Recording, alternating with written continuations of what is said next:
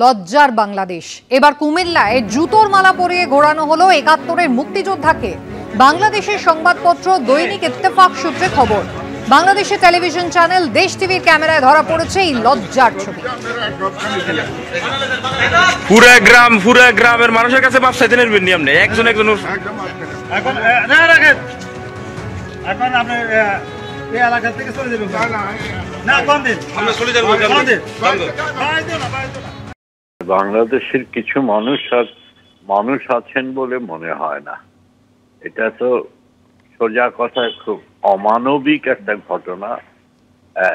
এটা মানুষ এসব করতে পারে এবং মানুষ হিসেবে আমরা সেটা দেখে সহ্য করতে পারি, এটা ভাবা যায় না।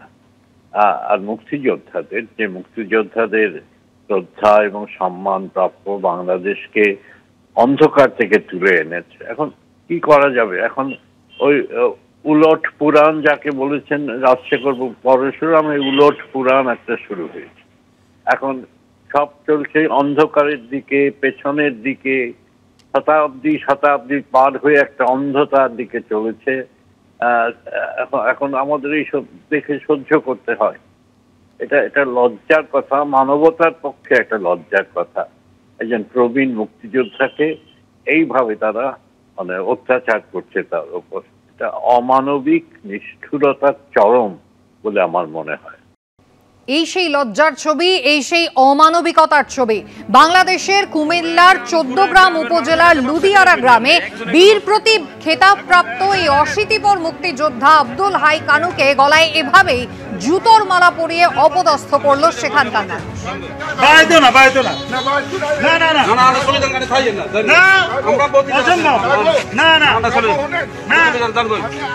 শুধুমাত্র হেনস্থা করা হয়েছে এমনটাই নয়, তিনি কুমিল্লায় থাকতেও পারবেন না এমনটাই হুমকি দেওয়া হয়েছে ৭১-এর এই অশীতিপর মুক্তিযোদ্ধাকে।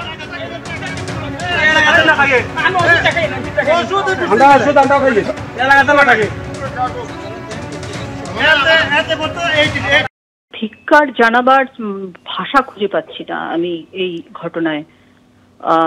অত্যন্ত মর্মান্তিক ঘটনা এবং মানে এটা হচ্ছে একটা সমস্ত জাতির অপমান, মানে বাংলাদেশের জাতির অপমান, জাতীয় অপমান বললে হয়তো সেটা সঠিক বলা হবে। এবং একজন মুক্তিযোদ্ধা এবং ওই রকম একজন বয়স্ক মানুষ, তাকে এতখানি হেনস্থা এবং অপমান করার, যখন কোনো দুঃসময় যখন ঘনিয়ে আসে কোনো জাতির, তখন এই ধরনের আচরণ প্রকাশ পায়। এবং আমি সত্যি বাংলাদেশের এই অসহিষ্ণু এবং অত্যন্ত নীতিভ্রষ্ট এই আচরণে অত্যন্ত আমি চিন্তিত, ব্যথিত যে কি হতে চলেছে এই দেশটার।